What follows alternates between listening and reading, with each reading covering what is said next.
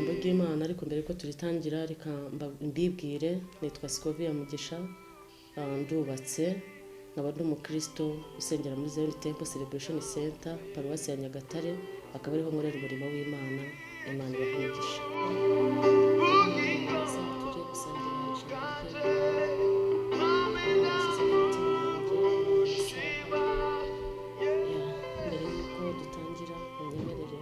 dusenge. Mana yacu duciye bugufi cyane imbere y'amaso yawe, turagushimiye kubw'uyu mwanya mwiza uduhaye wo kugira ngo mwami dusangire ijambo ryawe n'abantu baduteze amatwi muri ano masaha. Ndasenga kugira ngo ijambo ryawe rigire imbaraga mu mitima yacu. Uwiteka Imana yanjye abariteze amatwi ndetse nanjye ugiye kurisangira nabo. Bibiri ijambo ryawe ravuga ngo umwigisha n'umwigishwa bagabanire hagati by'ijambo ryawe. Ndagusabye kugira ngo rimfashe kandi nabo ribafashe, ukore ku mitima yabo kandi mwami Imana yacu. Bibiri ijambo ryawe rikavuga ngo uri nyuma y'ijambo ryawe kugira ngo rikomereshe ibimenyetso n'ibitangaza. Turizera tudashidikanya kuri nyuma yaryo kugira ngo rigire icyo rihindura mu buzima bwacu. Izina ryawe rihabwe icyubahiro. Nsabiye umugisha umuntu wese uri buryumve, ni mu izina rya Yesu. Amen. Tugiye gusangira ijambo ry'Imana muri aya masaha Imana yashyize ku mutima wanjye. Umutwe waryo w'ijambo cyangwa se heading ku bakoresha urwo rurimi riravuga ngo guca bugufi no gukiranuka ni urufunguzo rw'imigisha. Hari ibintu byinshi muri iyi si abantu benshi bakenera, ariko cyane cyane hari ibyo tujya tubona abantu babibona ku muntu bakavuga bati uriya muntu ni umunyamugisha. Ndagira ngo mbabwire ko ibyo tuba tuvuga no mu ijambo ry'Imana birimo, niyo waba utabizi ko uvugiye mu ijambo ry'Imana. Ibyo bintu mu buzima busanzwe ni byinshi, ariko nashatse kuvuga kuri bibiri bijya biranga abantu muri uru rugendo, muri ubu buzima tubamo bwo muri ino si. Hari ikintu cya mbere umuntu agira wakimubona kuko avuga utari kuriya muntu ni umunyamugisha. Icyo kintu cya mbere bacyita ubukire. Iyo abantu babonye umuntu yarazamutse mu bifatika, afite amafaranga, ari mu nzu nziza, imibereho ye itandukanye, abana biga mu mashuri ahenze, baravuga baturiya muntu ni umunyamugisha. Icyo ngicyo abantu benshi baragikenera kandi bakacyifuza. Ikindi cya kabiri ni icyubahiro. Abantu bose niyo utabivuga, niyo utavuga ngo ndabikunda nkunda icyubahiro, ariko mu bintu byinshi bijya bituma abantu bishyira hejuru cyangwa se bacirwaho iteka cyangwa se bizamura muri bagenzi babo cyangwa no mu mutima, mu by'ukuri hari ikintu bita icyubahiro. Ibyo bintu bibiri rero iyo ubifite ubutekereza yuko uri umuntu ukomeye. Ndagira ngo twumve icyo ijambo ry'Imana ribivugaho mu gitabo cy'Imigani ibice 22 n'umurongo waho wa 4. Turi kumwe na mwene data ugiye kudusomera, reka musabe adusomera icyo gice twumve icyo Imana ibivugaho. Imigani 22:4 avuga ngo uwicisha bugufi akubaho Uwiteka, ingorane ye n'ubukire n'icyubahiro n'ubugingo. Amen. Yesu aguhereza umugisha mwene data. Iryo ni ijambo dusanga mu Migani, igitabo cy'ubwenge. Mu by'ukuri nkuko natangiye mbibabwira ngo ikintu abantu benshi bajya babona ku bandi bakavuga ngo bari abantu n'abanyamugisha, ni ikintu bita ubukire n'ikindi bita icyubahiro. Muri uyu mwanya rero nje kugira ngo twungurane ibitekerezo, dusangire ku ijambo ry'Imana. Niba wifuza kuzaba umwe muri abo bantu, niba wifuza kuzaba umunyamugisha ukomeye ukamenyekana, ukabikirangiriye ku rwego rw'igihugu ndetse ukarenga igihugu ukajya ku rwego rw'isi, ibanga uzakoresha kugira ngo ugere muri izo nzego ni ukuzaca bugufi.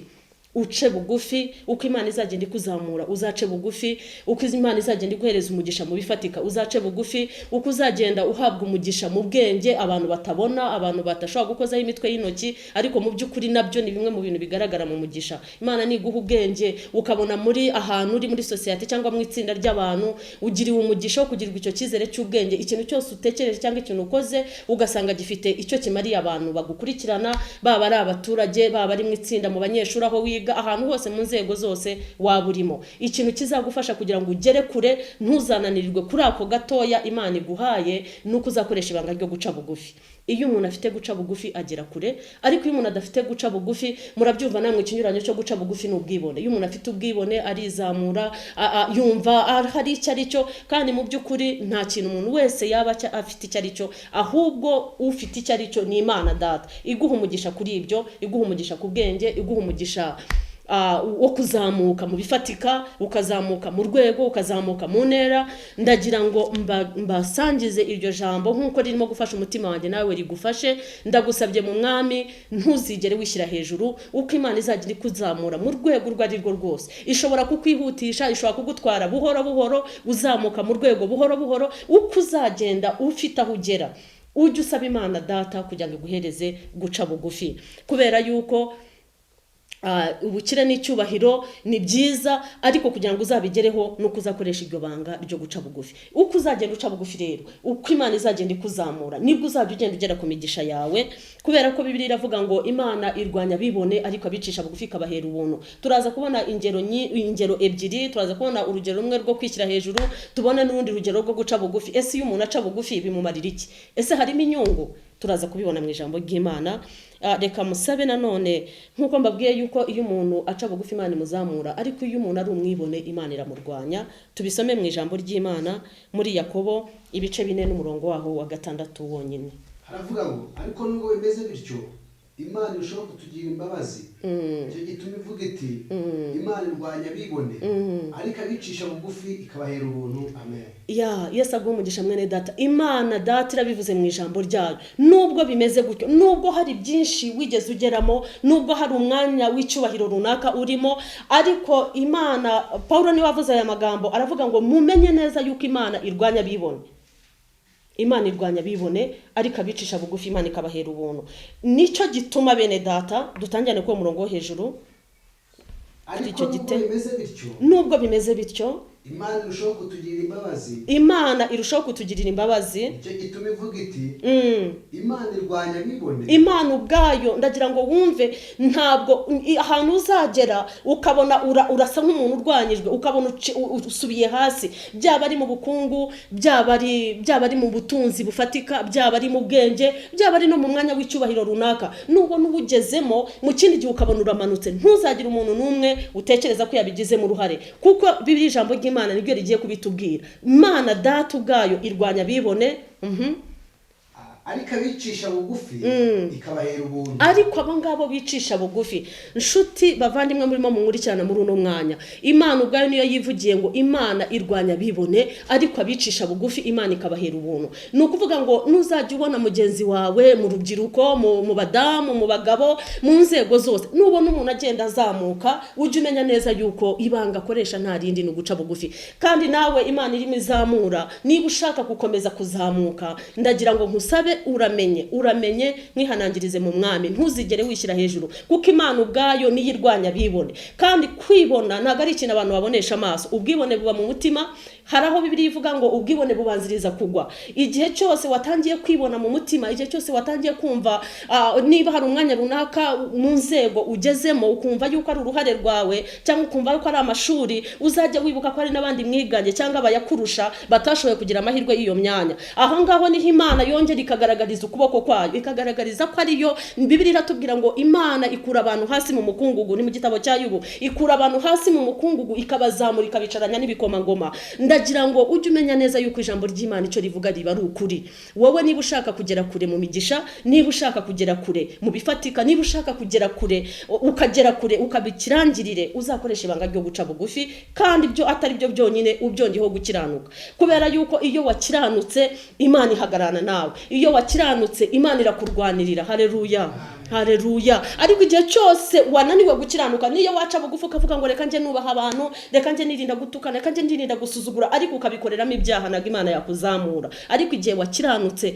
ugaca bugufi, uwo ni wo muyoboro mwiza uzamura abantu b'Imana. Ndagira ngo rero musabe nkurikiranye muri ano masaha, muri uno mwanya, niba wifuza kugera kure, ndagusaba mu mwami ukoresha ibanga ryo gukiranuka no guca bugufi, Imana izakugeza kure. Turacyari mu ijambo ry'Imana nanone, reka umusomyi wacu dusomere Petero wa mbere ibice 5 umurongo wa 5 kugera ku murongo wa 7. Imana imumugisha. Haravuga ngo namwe basore mugangukira abakuru, mwese mukeneye kwicisha bugufi, kugira ngo mukorerane kuko Imana irwanya bibone ntabicisha bugufi ikabahera ubuntu. Gatandatu, nuko mwicisha bugufi muri munsi wo gukomeye kw'Imana kugira ngo ibashyire hejuru mu gihe gikwiriye. Yego, muyikoreze amaganya yanyu yose. Garukira kuri 7. Yesu aguhereza umugisha. Iki ni igitabo kirimo amagambo y'ubwenge. Hari ibintu tujya tubona mu isi ukagira ngo wenda mu ijambo ry'Imana ntago birimo. Bibiliya irabizi yuko hari abantu bishyira hejuru, Bibiliya irabizi ko hari abantu bibona, Bibiliya irabizi ko hari abantu batubaha. Urumva havuze cyane ku basore ngo mwumvire ababaruta, muganduke. Haleluya, haleluya. Dusubire kuri uwo murongo wa 5 hanyuma tugendane. Namwe basore mugandukira abakuru. Namwe basore mugandukira abakuru. Banyarwandakazi ndetse n'abandi bantu mwese muzanyumva, turi mu bihe bikomeye aho usanga abantu batagisobanukirwa yuko bakwiye kubahana, abantu batagisobanukirwa yuko abana bato bakwiye kubaha abantu bakuru. No mu ijambo ry'Imana niyo mpamvu ritwihanangije. Namwe basore mugandukira abakuru. Rubyiruko muzumvira ijambo, ndabasabye muzagandukira abakuru, muzubaha abakuru, muzabacire bugufi. Umuntu mukuru nakubwira ngo sigaho, uzace bugufi utega amatwi icyo akubwiye. Nakubwiye ngo isi yo nzira uzumva ikintu avuze. Na mbere yuko abantu bamenye ijambo ry'Imana, na mbere yuko haza agakiza, hari ikintu bita umuco. Hari umuco, hari abantu bakuru, hari ababyeyi. Ugasanga umwana ababyeyi bose baramufata nk'uwabo. Niba huye n'umwana ari mu makosa akamubwira ati sigaho, iyi ntago ari yo nzira. Uramenye. Rero Bibiliya irihanangije iravuga ngo namwe basore, rubyiruko mugandukira abakuru. Yego, mwese mukenyere kwicisha bugufi. Muri make mubigira umwambaro, mubigendane, mubikenyere, bifata ubuzima bwanyu, uribuka igihe iyo umuntu akenyeye umwenda aba yawukomeje ku buzima bwe. Turimo turabwirwa ngo gwicisha bugufi tubikenyere bibe nk'umwenda, tubyambare bikomeze ingingo zacu. Kugira ngo dukorerane. Kuko Imana irwanya bibone. Kubera yuko Imana yacu irwanya bibone, birongeye biragarutse nanone. Nabicisha bugufi ikabahera ubuntu. Ariko abantu bicisha bugufi Imana ibahera ubuntu. Rubyiruko, bagabo, bagore, bantu mwese muzumvira ijambo mu nzego zose murimo, abana batoya, musobanukirwa ibanga ry'uko Imana irwanya bibone. Ariko umuntu wese wicisha bugufi Imana imuhera ubuntu. Hari ibintu byinshi tubona kuko twashizemo imbaraga, ariko igihe cyose nukora ukabyuka karugakora uzatera imbere. Nibyo, nujya mu ishuri ugashishikarira gusoma ibitabo ukiga uzaba umuhanga. Nibyo, ariko nudashyiramo ibanga ryo guca bugufi no gukiranuka, n'Imana izakurwanya. Kuko Imana data irwanya bibone. Nushyiramo kwibona, nushyiramo kwishyira hejuru, nushyiramo kumva yuko umwanya runaka ugiyemo mu nzego ari ukubera yuko ukomoka mu muryango runaka, Imana izakurwanya, izagucisha bugufi. Ariko nushyiramo ibanga ryo kubaha Imana, ukavuga ngo Mana, hari umuririmbyi wuzuye umwuka aravuga ngo Imana ahantu igejeje ikora aba yayishimiye. Nuvuga ngo yarasobanukiye ibanga ry'uko hari aho Imana imukuye, hari aho imugejeje, hari n'aho ahandi iteganya kumutwara. Haleluya, haleluya. Ndagira gusobanukirwe neza rero yuko aho ngaho umwanya ugezemo, abantu munkurikiranye, abantu muzakurikirana ino jambo, muzamuri mu myanya myinshi itandukanye, inzego zinyuranye, ariko aho uzaba uri hose uzamenye ngo aho ngaho Imana ikugejeje, uzayishimira uvuge ngo Mana urakoze, kandi nanone nkuragije n'ibisigaye imbere. Rero ndagira ngo uzashyiremo ibanga ryo guca bugufi, ubyongereho gukiranuka, kugira ngo Imana data izakuzamure. Hari urugero rutoya nshaka kubabwira rujyanye no kwibona. Satani yari umumarayika ukomeye mu ijuru, yari umuririmbyi, yararirimbaga mu by'ukuri, yari afite impano yo kuririmba, yari abizi nawe ko abizi, yaririmbaga amajwi menshi atandukanye. Ariko igihe kimwe yafashe umwanya wo kwishyira hejuru, Imana yamuciye ku ngoma, yamuciye mu bwami, imuciraho iteka. Haleluya. Ndagira ngo mbasabe mu izina ry'Umwami wacu Yesu, muririmbyi, mukozi w'Imana, muvuga butumwa, muntu wese unyumva, aho Imana izakugeza uramenye ntuzikire hejuru, kuko Imana ifite ubushobozi bwo kugucisha bugufi, Imana ifite ubushobozi bwo kukurwanya, ariko igihe cyose uzicisha bugufi Imana izakuzamura. Haleluya. Kandi ndatekereza ko nta muntu n'umwe utifuza kuzamuka, byaba mu mafaranga, byaba mu bwenge, byaba no mu kumenyekana ku rwego rw'isi, byaba no kuba umuyobozi mu rwego ruhambaye. Nta muntu utabyifuza, nta nubwo ari n'icyaha, kuko iyo myanya yose Imana yashyizeho kugira ngo abantu bayikoreremo kandi bafashanye kuzuzanya. Ariko ibanga ryo kugira ngo uzatindeyo, uzagumeyo ndetse ukomeze ujye n'ahandi kure harushijeho, ni ukuzaca bugufi. Imana yo mu ijuru izagushoboze guca bugufi. Tugiye kureba inyungu. Ese ko mfashe umwanya munini ndimo kubasaba guca bugufi, ndimo kubigisha kubaha Imana, mukazaca no bugufi, wakwibaza uti se guca bugufi ubundi intego yabyo ni iyi? Nzaba nca bugufi kugira ngo bimfashe iki? Ese ko Bibiliya itubwiye ngo urubyiruko rugandukire abakuru, nzaba ngandukira abakuru kugira ngo bimfashe iki? Haleluya. Ibyo nibyo tugiye kureba. Turarebaho ibintu bikeya nka 2. hanyuma twumve icyo guca bugufi bimaze. Ikintu cya mbere guca bugufi bitumarira, Imana iratwumva. Haleluya. Iyo wafashe guca bugufi ukabigira intego, ukabigira ihame, igihe cyose ugiye gusenga, igihe niba urumuramye uri muri azafu, uri muri korali runaka itandukanye, worship team cyangwa korali yiwanyu ntazi, urimo guhimbaza Imana no kuyiramya, iyo ufite iyo mpano y'iryo jwi ukarikoresha neza, ntiwishyire hejuru. Igihe kimwe ndumva nibutse ubuhamya, igihe kimwe hari korali twaririmbagamo, dufite umukobwa uzi kuririmba soprano, aza kubigira abikoresha mu rwego rutari rwiza, yishyira hejuru. Twaba turimo gutegura kujya kuvuga ubutumwa hano ku itorero runaka, cyangwa tubijye kurimba mu makwe, akiremereza, nakenere kuboneka, ubwo mpaka mugiye kumushaka, mpaka mwohereje umuyobozi wa korali ajye kumupfukamira amwinginge. Mu by'ukuri umwanya urimo Imana iguhagaritsemo, ntabwo uhagazemo kubw'umuntu runaka, uhagazemo kuko Imana yashimye ko ujyamo, kugira ngo muri icyo gihe uhagazemo ugire abantu ufasha. Haleluya.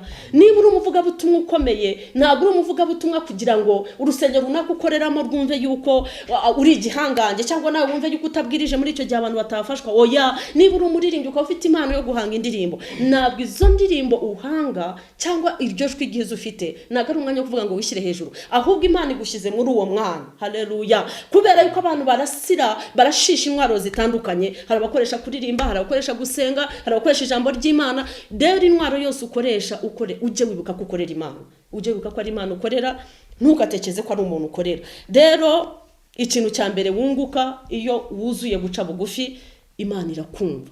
Nkuko Imana yatubwiye ko irwanya bibone, ariko abicisha bugufi ikabahera ubuntu. Ntabwo ari ukubaha gusa, ahubwo n'igihe cyose barimo gusenga Imana irabumva. Ikindi cya kabiri babona mu bihe byabo byo guca bugufi no gukiranuka, bababarirwa ibicumuro. Haleluya.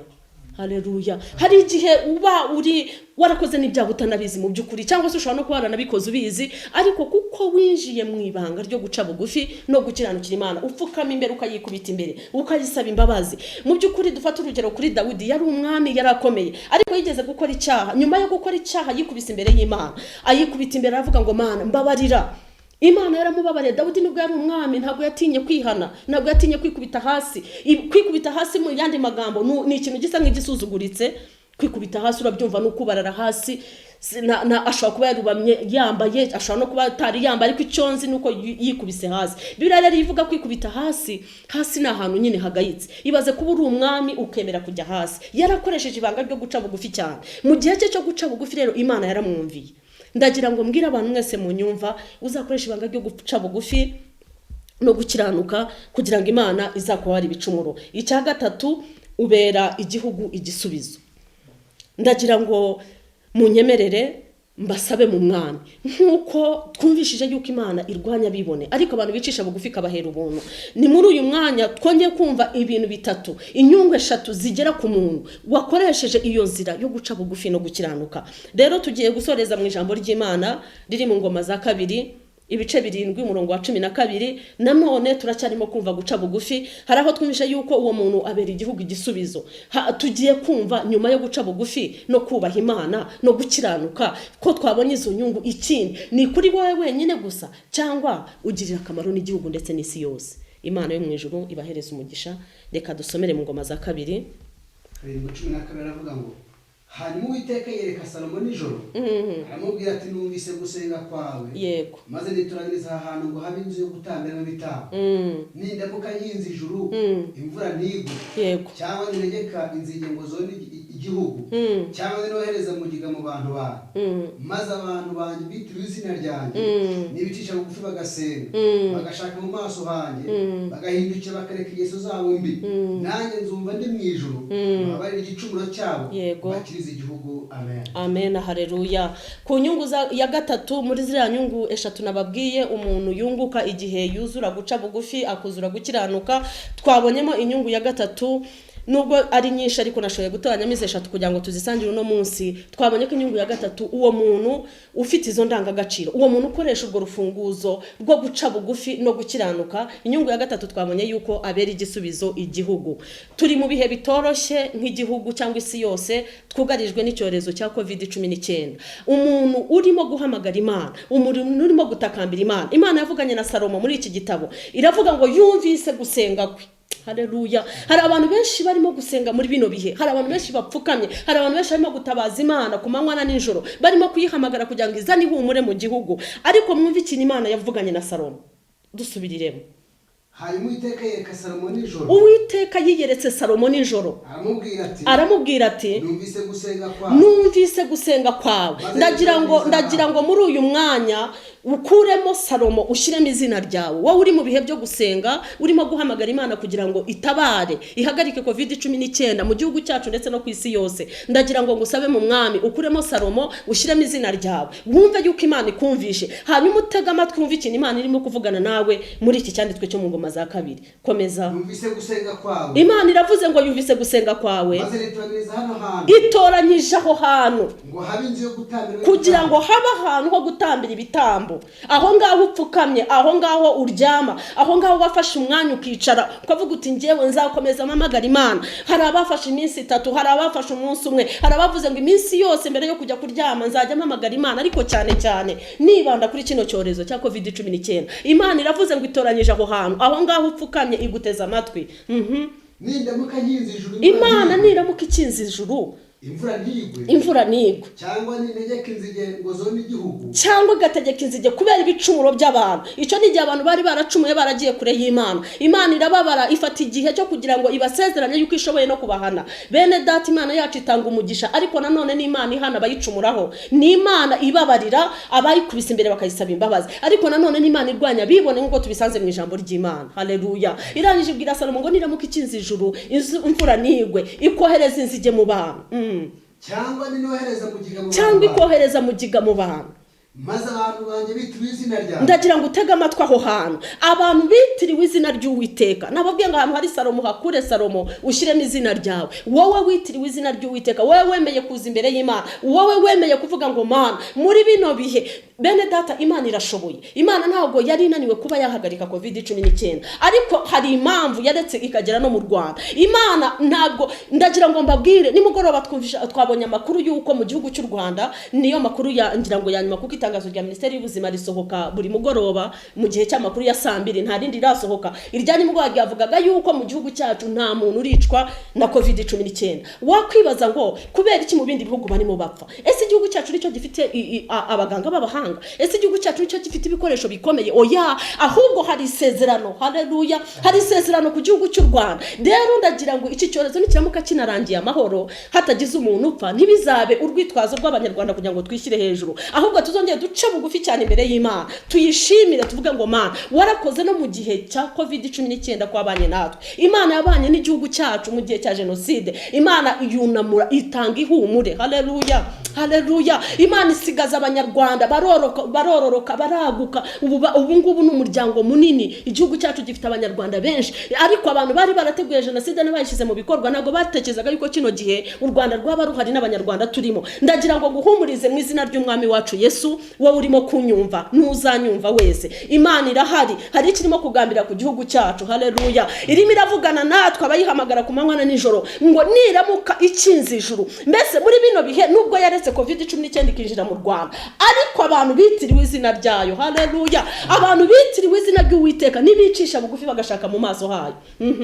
Bagahindukira bakareka ingeso zabo mbi. Nanjye nzumva ndi mu ijuru. Imana izatwumva. Imana iri mu ijuru ariko iduteza amatwi. Haleluya. Iteza amatwi, iradutegereje, irashaka ko duhamagara, kandi uko tuyihamagara niko itwumva. Uko itwumva ni nako izatwisubiza. Haleluya. Mbababarira ibicumuro byabo. Ntabwo izatubabarira ibicumuro gusa nk'uko twabibonye mu ngingo ya 3 mu nyungu twunguka iyo twubaha Imana tugaca bugufi, ahubwo izadukiriza n'igihugu. Haleluya.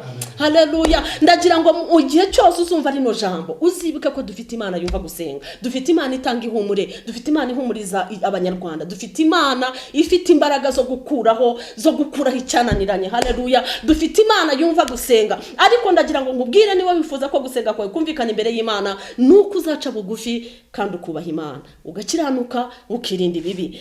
Ngana mu gusoza, ndagira ngo mbasabire umugisha mu izina ry'Umwami wacu Yesu.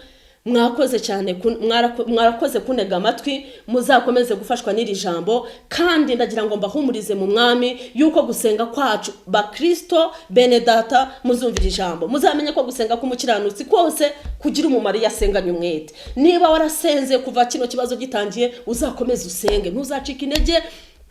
Abantu benshi bategereje amatsiko y'itariki 30 icyo Minisiteri y'Ubuzima izatangaza cyangwa guverinoma yacu, ariko ndagira ngo mbwire komeza usenge, kandi usenge ukiranutse, usenge uciye bugufi. Imana irahari yiteguye kugusubiza.